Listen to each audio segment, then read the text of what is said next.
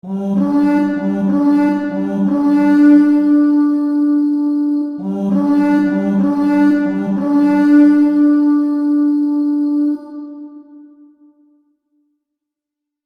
ladies and gentlemen, welcome to the first episode of Fantasy Friday, and today we are going to talk about none other than the perfect weapons and armor for Dwarven warriors. Now, I want to talk about this mainly because of the fact this type of form in history I really do like to talk about, and as well I've always been interested in fantasy since I was young, mainly because of my father. He was what you might call a dwarven lover as much as I am, which I know that sounds weird, so I'm probably not going to use that term again. But yeah, my father was actually very interested in dwarves. In fact, as you can see, these are little miniatures that my father once actually owned, and well, now I own them. Now, as well, these miniatures do have a really cool term of how the Dwarven warrior would look. In fact, they actually do show what looks to be like a hand cannon or a big giant arquebus with two dwarves. And as well, this is really cool to actually talk about, mainly because of the fact, if I was to be a Dwarven warrior, pretty much the fact it would technically be something like this. In fact, these little items are what my dad used to own, and of which I got interested into Fantasy of Dwarves, mainly because of my father. In fact, he actually used to play Dungeons and Dragons back when he was in high school and elementary. So yeah, he was technically a major nerd when it came down to it, even though he himself was not technically the type of person that you would kind of, well, call a nerd, technically because of the fact he actually was in wrestling. And this is not this WWE crap wrestling, this is that real wrestling. The pro wrestling. And he did this in high school, and of which he technically was, unfortunately, had to, well, come down here to Texas. Now, that technically crushed him because he was technically going for pro, so, yeah. However, though, a little bit out of that note, as we can actually tell from this video, we are going to be talking about Dwarven arms and armor.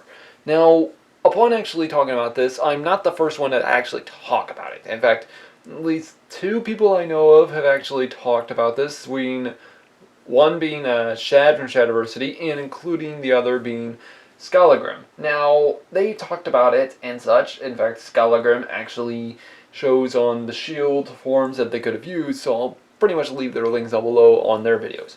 Now, how am I going to talk about this? Well, we got to talk about what the Dwarven warrior would look like, what they would actually look like, and not this fantasy stuff. For example, one, we got to know their armor, we got to know their shields, their weapons, and so on.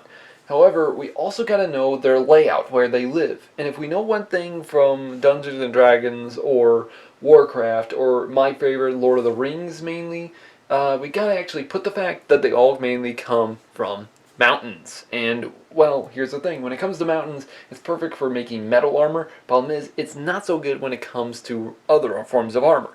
Now, what does that mean? Here's the thing. Say, for example, I'm going to be a Dwarven warrior and I want to make my own armor. Here's the thing.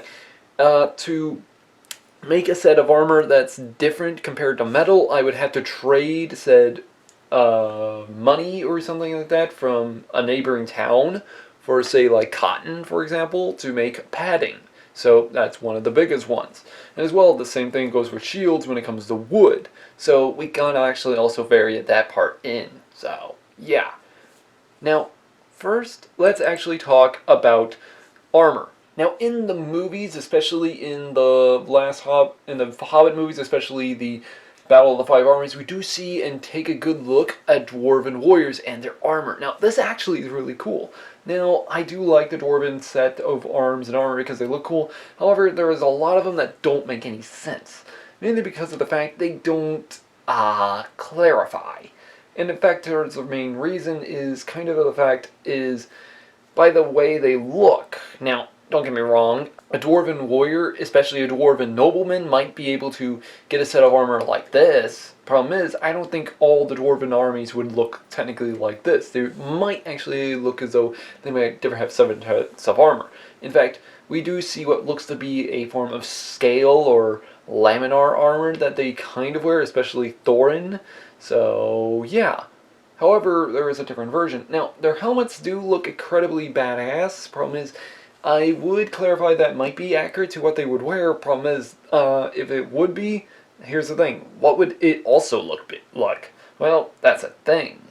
Now, let's also take a look at their helmets. Now, in the movie, we do see many versions of Dwarven helmets. However, when we do take a look at it, the Dwarven helmets are a lot different depending on their region and depending on who they are. So, yeah, especially if it's a long beard or so on. Now, this is actually going to clarify what it might look like and such. However, if it was in the real life world, I think only a couple of these might actually work. However, I think a little bit more on, they would look somewhat different compared to this. When it comes down to the armor variations of their armor and equipment, I kind of actually thought of it up, and here's the thing though. I kind of had to actually think, what would type of arms and armor would be perfect for a Dwarven army? Well, that's the thing. I kind of actually thought from 4 to 5 cultures. Now, that sounds weird, and why so many? Well, it depends on their region. Now, these actually could clarify from Greek, Roman, Viking, and including Macedonian phalanx, such as Alexander's military, and including late medieval. However, that actually is stating something. Now, let's take a look at the Greek armor. As we take a look at the Greek armor, they would actually probably early time, as we take a look from this armor, for example, that would have been used during the time of the Trojan War, we could probably see that this would be the perfect armor for a Dwarven warrior. However, this set, though, looks perfect for a Dwarven warrior also. Now, though, that's another thing in general. For example, if I was to actually take a look at this, it's mainly made out of bronze armor. So let's actually clarify that they could probably make bronze into plate and such.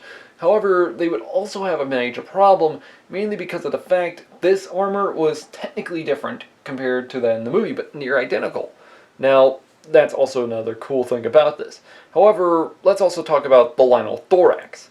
Now, the linal thorax I would not clarify for a Dwarven warrior to use, mainly because of the fact a linal thorax is created from many things, most of the time being of linen, and of which is a form of cloth from cotton and such, and a glued together, in which they probably have to pay for this, but if they could have, this would probably be of a nobleman's dysentery design, especially this one here, which would have this, well, golden look to it. So, yeah, that would technically clarify what they would have worn. Now, though, what about the helmet? Would they work with the Greek helmet? Yes and no. For example, there are different versions of Greek helmets. However, this one, especially the Theban helmet, or some people pronounce it a Athenian helmet, is actually one of the most accurate to what a dwarf might wear. Mainly because it looks as though it has a beard. And if we know one thing, a dwarf likes to grow out his beard. If none of y'all understand Dwarven folklore and such, it's actually to be shameful to shave your beard. And as well, if you have a shaven beard, that means you have shamed your family and such. So, yeah, that kind of proves a point here.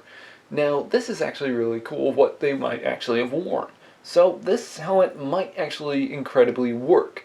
However, what other types of armor? Well, this one here they might also wear, including this one here. So, yeah. Of which these three are technically only 3 types of Greek helmets I would technically prefer that the dwarves might probably wear. Now, let's go on into the Roman helmet. Now, here's the thing though, many of y'all might say, oh, but Templar, what would you say that the dwarves wear from the Romans? Here's the thing, the Lorica Hamata, for example, which is mostly made out of mail, and if none of y'all understand, mail is technically a really good thing, and as well, here's another cool thing if none of y'all understand, especially mithril. Mithril rings are extremely resilient to stabs and cuts. In fact, we remember that it's lighter than dragon scales, but yet harder than dragon scales, and yet light as a feather. So that proves a point. Now, here's the thing though, probably only the most wealthiest might have actually afforded it, so that would probably be a big problem. However, what if they could create their plate armor? Well, the plate armor they would mostly probably wear would be near identical to this, the Lorica Tarta. Now, why the Lorica Tarta? Here's the thing, if none of y'all ever saw the Battle of the Five Armies, and if none of y'all ever seen it, here's the thing. You actually see Balin, if none of y'all know who Balin is. He's technically the guy with the white hair and such who later on led a Dwarven group into Moria.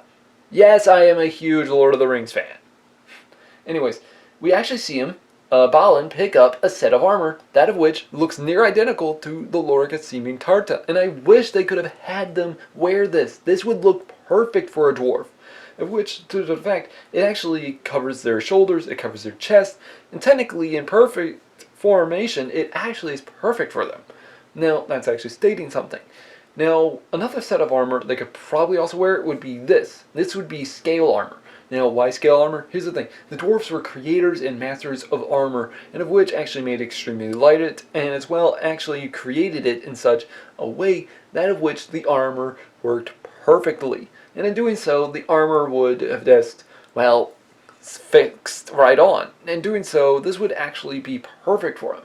Now, this is stating something because scales, this is going to take a long time to manufacture. Here's the thing. The dwarves, they're creators and masters of art. And in doing so, they created this type of armor. And in doing so, this armor could probably work for them. Especially, say, the foot soldiers or a sergeant-at-arms.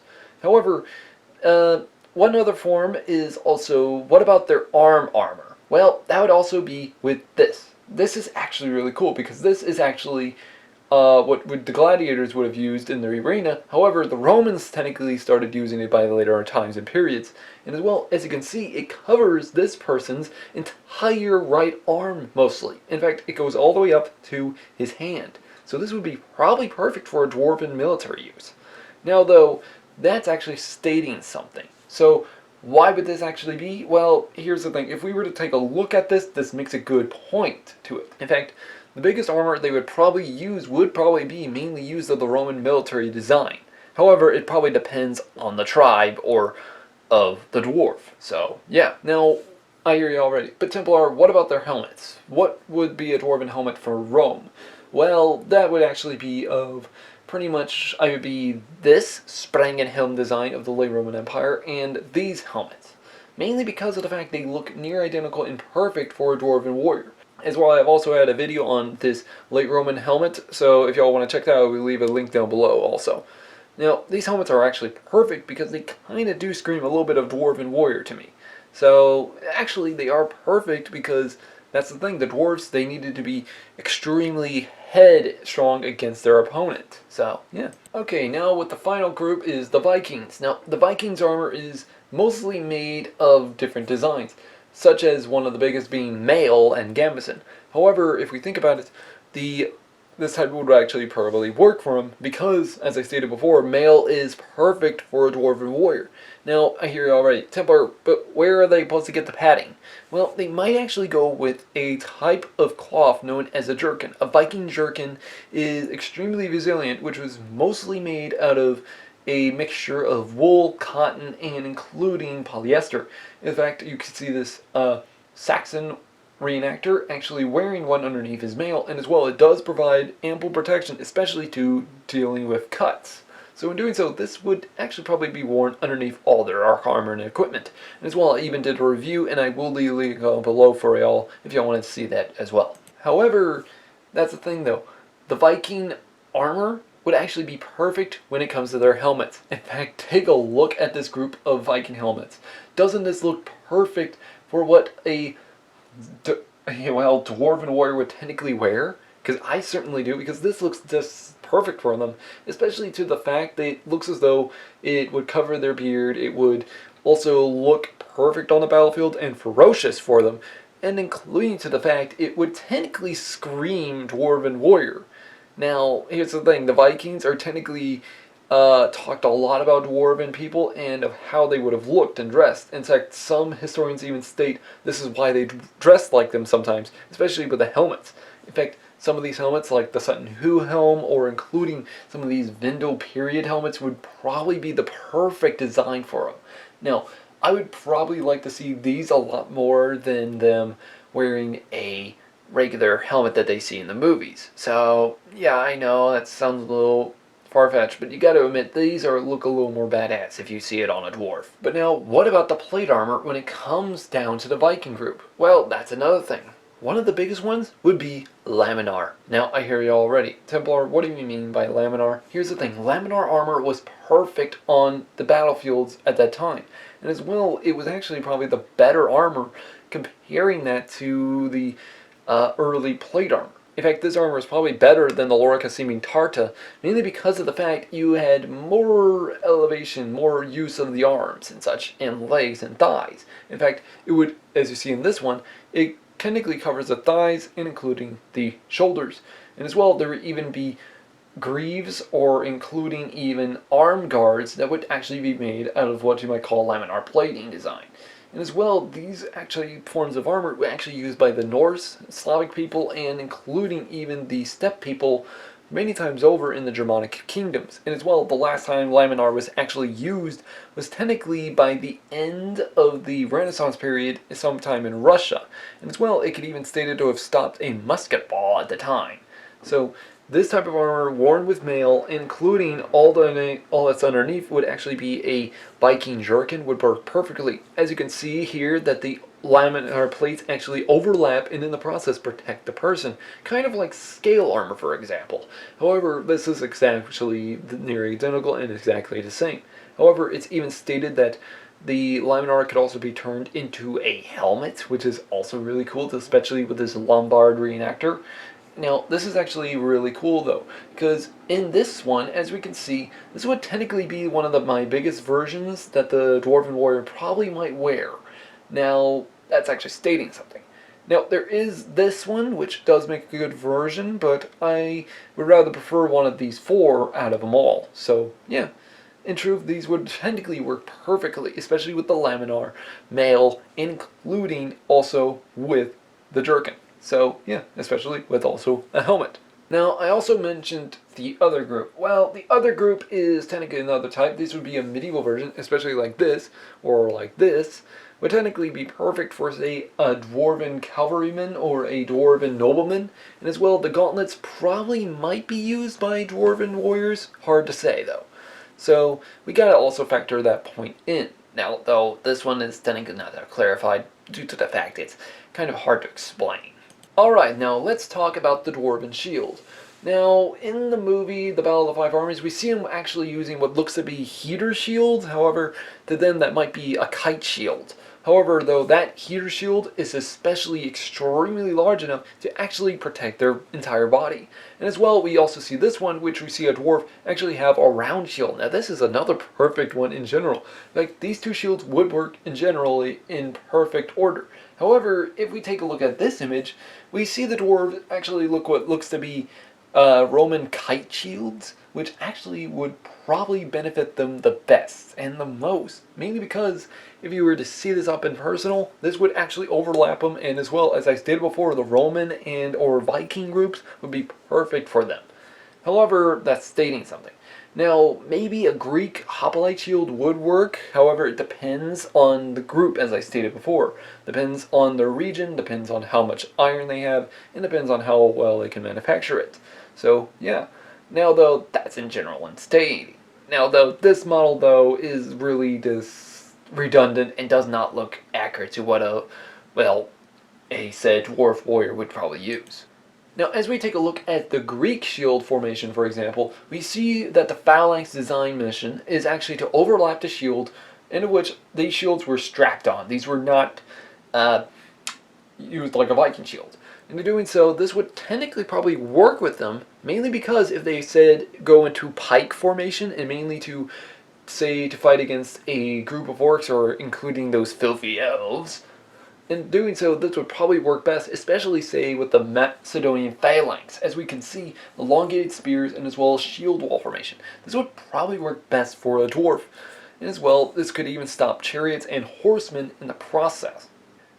Now, though, for the Roman type shield, though, that would also work for them. In fact, if we take a look at this, we can see the Roman scutum technically covering the entire group. Now, in truth, this image is from Game of Thrones, but this would probably also work best with the dwarf, especially if you were to see it. Also, them having an elongated spear-like pike, and as well with the massive shield. In doing so, this would probably work perfectly for them, especially when they're fighting. Now, that's actually in general term of what this might actually look like. However, maybe an oval shield would work. In fact, Scalagram actually does view this with the shield form. As I stated, I will leave a link down below for that. But now, let's take a look at the Viking shield. Now, why is the Viking shield one of the best into this? Here's the thing. If we are to take a look at this, we actually can see that the Viking shield can work perfectly, especially in a shield wall formation. And as well, they overlap the shields, and as well, it's perfect, mainly because it can also be used with one-on-one combat. So we also got to view that mainly in the type form of combat, because the dwarf can use it both for looking left and right and such, and as well, he can also in the process stay behind the shield and get fully protected.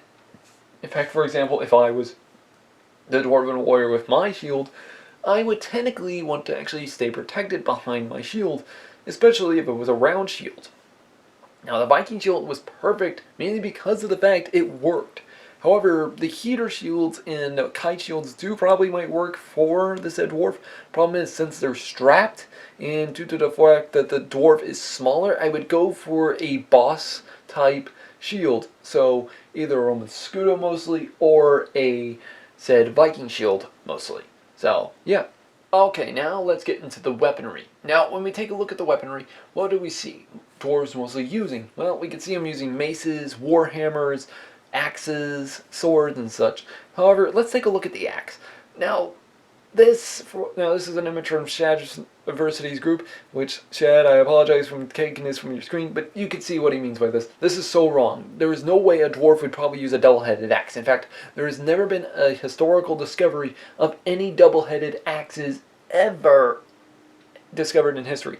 So we gotta kick that one out. In fact, this is the fantasy type thing, which is, yeah, in fact, even if you're a dwarf and even if you're super strong, you would not be able to swing this axe in such ferocious manner without accidentally hitting yourself. In which, yeah, in fact, many loggers actually, or axemen if you want to call them, actually do not prefer the double-headed axe due to the fact they don't want it to come back and cleave them in the head, especially if they pull it out too hard.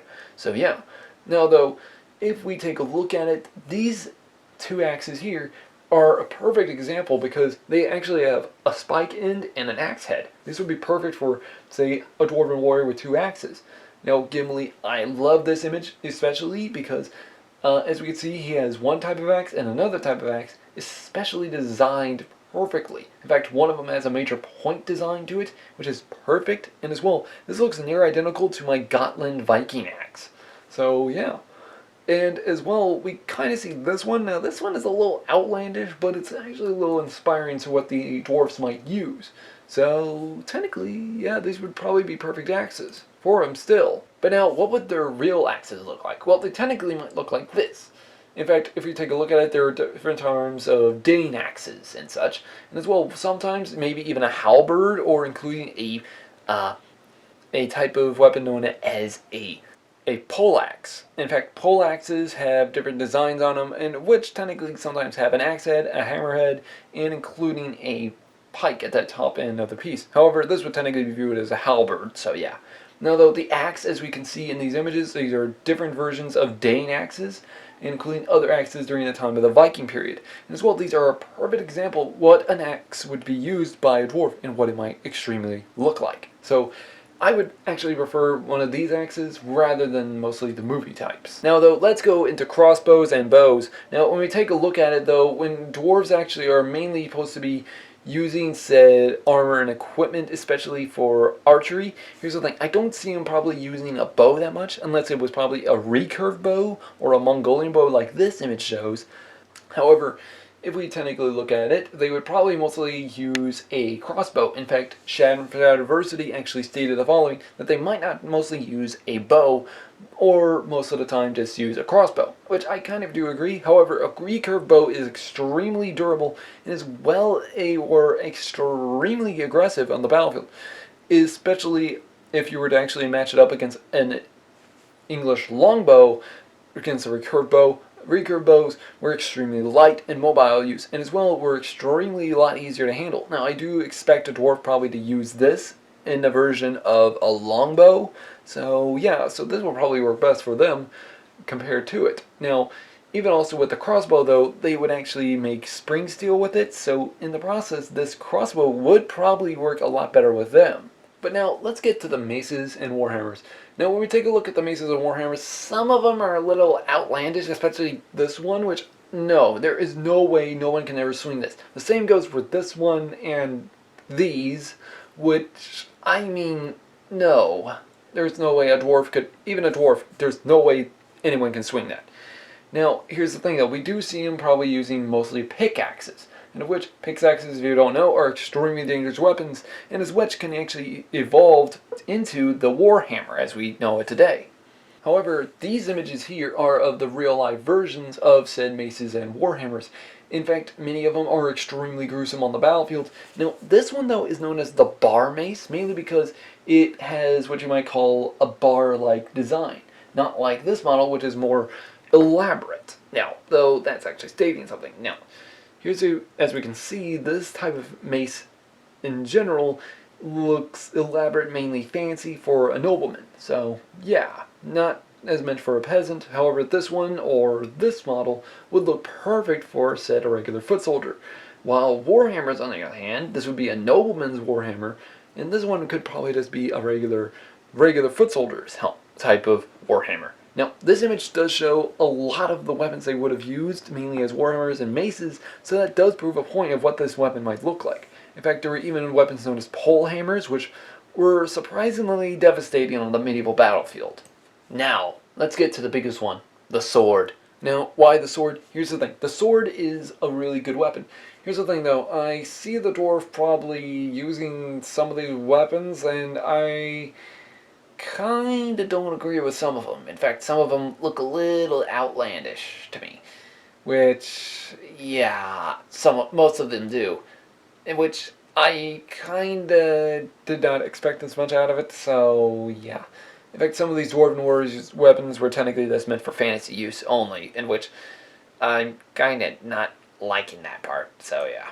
But now I hear you already, but Timber, then what weapon did they use? Well, technically that would actually be a really good question. In truth, they could actually wear technically a lot of weapons. For example, this image here, as you can see, it actually shows of a type of weapon use they could probably have used, such as the falcata, the falchion, a messer, or including even a spatha sword, a gladius, or including even a Egyptian kopis, which is really cool. Now though, that's extremely stating something. Now as we can see, these are Viking swords here, and of which, no, they would probably not use Viking swords. No, due to their design height, a dwarf would probably not be able to, carry the Viking sword normally. In fact, the Viking sword would technically be viewed as a great sword to them, so, or a one-handed great sword, so that idea is out of the question. However, the Roman gladius is perfect for it, mainly because, since it's so small, but yet so wide in the process of the blade, it would be viewed as a broadsword to the said warriors. Now, even though the gladius is a great weapon, here's another weapon they could probably also use, which would be the Ziphos, a Greek Ziphos. Now, if you all understand, the Ziphos is actually also in Lord of the Rings, however, in the Hobbit movie, but it is technically Sting. In fact, Sting is based off of this sword. As we can see, this is how it would look. It looks like a leaf-shaped blade, perfect for both thrusting and cutting, but however, the falcata would probably be also perfect for the dwarf. Now though, the messer and including cleavers and falchions would probably be the biggest out of them all. Why? Here's the thing. If I was to actually state the following of what a dwarf would probably use, he would probably want a good weapon that's meant for cutting and thrusting, especially for his height. Now, even Shad from Shadiversity probably agrees with me on this, because you do need this type of design weapon. Now, my biggest weapons for him would probably be the gladius, the falcata, the Ziphos, messer, and including falchion. These weapons would probably be the best weapon for a sword for a said dwarf. However, when it comes to great swords, I don't see him probably using them that much due to the fact of their height. So their great sword for them would probably be a medieval bastard sword. Now if y'all don't know what a medieval bastard sword looks like, a medieval bastard sword looks technically like hand and a half sword, of which I've already done a review on a Scottish army sword, which is technically near identical to that. So if y'all want to check that out, I will leave a link down below also. But now, as we can also see from other weapons of the dwarves that would probably have been used, they would also use types of spears. Let's take this one through. What type of spear would a dwarf use?